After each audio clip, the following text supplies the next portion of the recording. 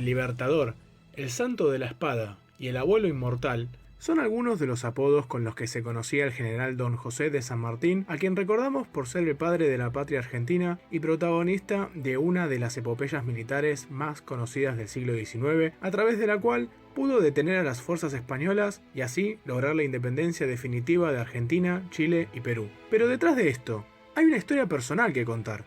¿Quién era José de San Martín? ¿Por qué lo recordamos de esta manera? ¿Y cómo llegó a lograr todo lo que hizo? José Francisco de San Martín nació en Yapeyú, provincia de Corrientes, el 25 de febrero de 1778 y era uno de 5 hermanos que había tenido Juan de San Martín con Gregoria Matorras. Desde niño demostró una personalidad austera, estudiosa y responsable, con un amor especial por la música, la lectura y el arte. En julio de 1789, con 11 años de edad, se unió al regimiento de Murcia y sirvió en el ejército español hasta los primeros años del siglo XIX. En ese tiempo, se instruyó en materias como filosofía e historia, además de escalar en las jerarquías militares. Cuando Napoleón Bonaparte invadió España en 1808, San Martín destacó por su accionar en el frente de la cordillera de los Pirineos, adquiriendo experiencia en las luchas de montaña, y en la batalla de Bailén como ayudante de Antonio Malet, marqués de Coupigny, enfrentando y venciendo con pocas tropas a una fuerza mayor. Si bien había jurado lealtad a la corona española en calidad de soldado, el futuro libertador notaba la decadencia en la que había caído la monarquía y sus representantes, por lo que, para 1811, frente a las noticias de los levantamientos ocurridos en los territorios hispanoamericanos, empatizó con la causa de los revolucionarios y se retiró del ejército español luego de 20 años de servicio. Esto se complementa con el hecho de que, para esos tiempos, numerosos oficiales se habían involucrado en la Sociedad de Caballeros Racionales, la cual estaba vinculada a la sociedad secreta conocida como Gran Reunión Americana, fundada por Francisco de Miranda en Londres. A partir de esas agrupaciones, se difundían las ideas de independencia y se armaban planes para impulsar la emancipación de Hispanoamérica. Cuando San Martín dio por terminados sus servicios en el ejército español, se dirigió a Londres, donde entró en contacto con estos grupos y se decidió completamente a luchar por la independencia de su tierra natal. En esa ciudad, compró el sable corvo que utilizaría a lo largo de sus campañas. En marzo de 1812, San Martín llegó al puerto de Buenos Aires a bordo de la fragata británica George Canning.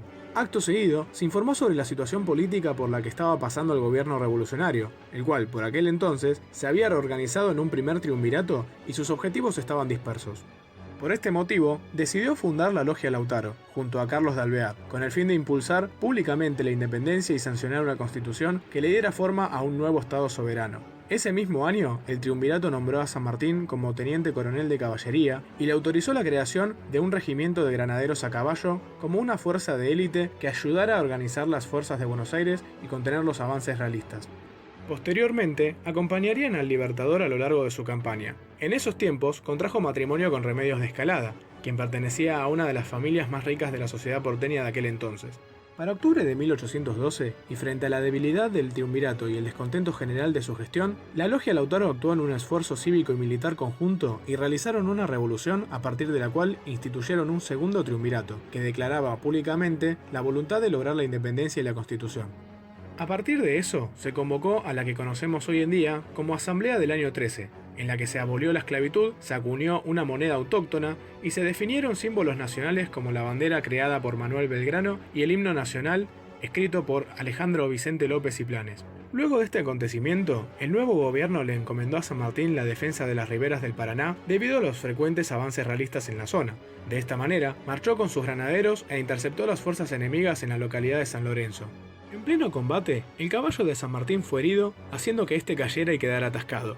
Los soldados realistas se acercaron rápidamente para darle muerte cuando fue rescatado por Juan Bautista Baigorria y el soldado Juan Bautista Cabral, quien lo ayudó a liberarse del peso de su montura caída, perdiendo la vida en el proceso. Con aquella primera victoria en suelo americano, tanto San Martín como sus granaderos se ganaron la aclamación y el respeto populares.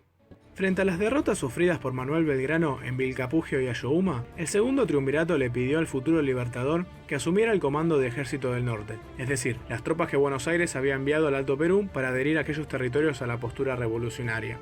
Si bien San Martín no estaba de acuerdo con asumir tal mando, terminó aceptando y relevó a Belgrano en aquella tarea el 29 de enero de 1814, fecha en la que se encontraron en un abrazo amistoso los que serían conocidos posteriormente como padres de la patria argentina.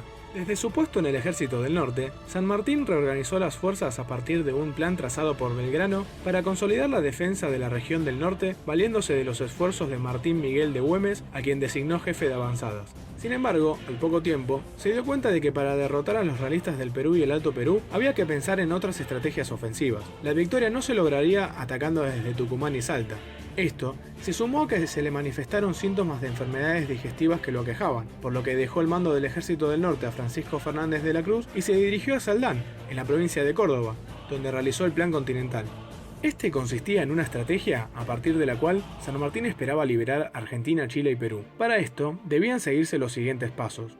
En primer lugar, había que cruzar la cordillera de los Andes para liberar Santiago de Chile. Hecho eso, las fuerzas debían avanzar hacia el Perú, por tierra y por mar, para atacar desde diversos flancos y eliminar el centro de poder realista. Finalmente, asegurada la independencia del Perú, la idea era avanzar hacia el sur para atacar el Alto Perú en un esfuerzo conjunto con las fuerzas de Miguel de Güemes, quien mantendría la presión desde el norte del actual territorio argentino. En 1814, el Directorio de Buenos Aires nombró a San Martín como gobernador de la región de Cuyo, y desde ese puesto comenzó a preparar el ejército que lo acompañaría para completar su plan libertador. Para eso, redujo la mitad de su sueldo y apuntó a mejorar las condiciones de vida de la población de su jurisdicción a partir de mejoras laborales y educativas. Los esfuerzos conjuntos con el pueblo hicieron que, para 1816 ya tuviera casi todo el ejército preparado, con 3.778 conscriptos y 1.392 civiles, sumado al personal médico, las piezas de artillería y las mulas que ayudarían a cargar los materiales para posibilitar el desplazamiento de las tropas y su armamento. Cuando el Congreso de Tucumán declaró la independencia de las Provincias Unidas del Río de la Plata el 9 de julio de 1816, San Martín podía implementar legalmente su campaña bélica. En agosto de ese año, antes de que él emprendiera la campaña, su esposa Remedios dio a luz a su hija Mercedes Tomasa San Martín y Escalada. Inmediatamente antes de emprender su misión, dijo: «Supe la revolución en mi país y al abandonar mi fortuna y mis esperanzas, solo sentía no tener más que sacrificar al deseo de contribuir a la libertad de mi patria». Las tropas sanmartinianas recién se movilizaron en enero de 1817, año en el que cruzaron la cordillera de los Andes hacia Chile, dividiendo su ejército para confundir a los enemigos sobre la dirección en la que atacarían. En el trayecto, San Martín se enfermó, pero continuaron la marcha aguantando las condiciones climáticas hostiles. Luego de reagrupar las fuerzas del ejército con las divisiones de Bernardo Higgins, Estanislao Soler y Gregorio Las Heras, enfrentaron a los realistas en la batalla de Chacabuco el 12 de febrero de ese año, logrando la primera victoria de la campaña, lo cual le abrió paso a San Martín para llegar a Santiago de Chile, donde nombraron a O'Higgins como director supremo. Si bien el dominio de aquella ciudad se vio condicionado por la derrota sufrida por San Martín en la batalla de Cancha Rayada, circunstancia en la que O'Higgins resultó herido, el libertador no se rindió y liberó a Chile definitivamente luego de vencer nuevamente a los realistas en la batalla de Maipú el 5 de abril de 1818. Luego de aquel combate, O'Higgins abrazó a San Martín diciendo: «Gloria al Salvador de Chile», a lo que él respondió: «General, Chile no olvidará jamás su sacrificio presentándose en el campo de batalla con su gloriosa herida abierta». Obtenida la victoria en Chile, debía reunir los recursos navales necesarios para emprender un ataque por tierra y por mar según su plan. Para eso, viajó nuevamente a Buenos Aires para solicitar una ayuda económica que le permitiera solventar los gastos. Si bien hubo dificultades, finalmente terminó obteniéndola, mientras que el Estado chileno aportó los barcos. En noviembre de 1818, San Martín escribió lo siguiente al pueblo peruano como justificación del avance que haría sobre sus territorios: «Mi anuncio no es el de un conquistador que trata de sistematizar una nueva esclavitud. Yo no puedo ser sino un instrumento accidental de la justicia y un agente del destino. El resultado de la victoria hará que la capital de Perú vea por primera vez reunidos a sus hijos, eligiendo libremente su gobierno y apareciendo a la faz de las naciones del globo entre el rango de las naciones».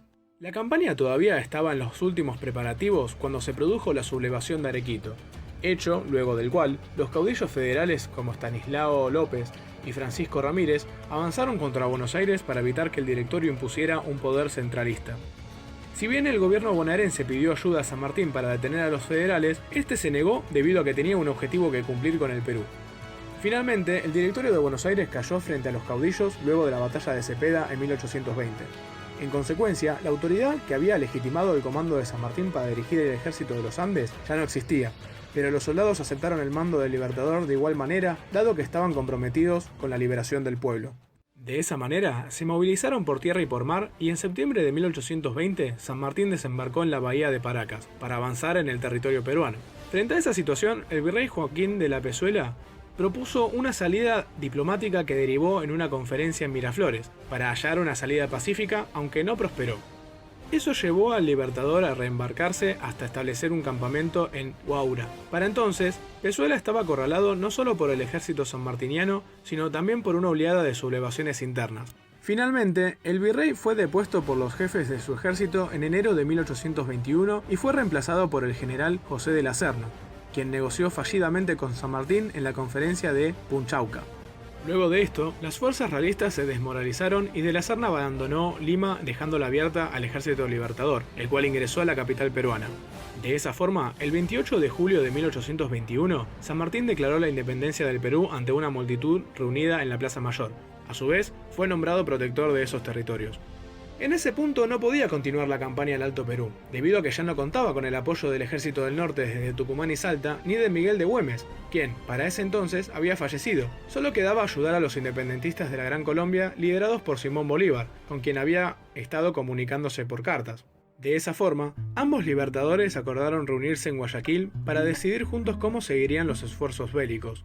El encuentro se dio entre el 26 y 27 de julio de 1822, y si bien no se sabe qué fue lo que hablaron, terminada la reunión, San Martín cedió a Bolívar la responsabilidad del resto de las campañas independentistas.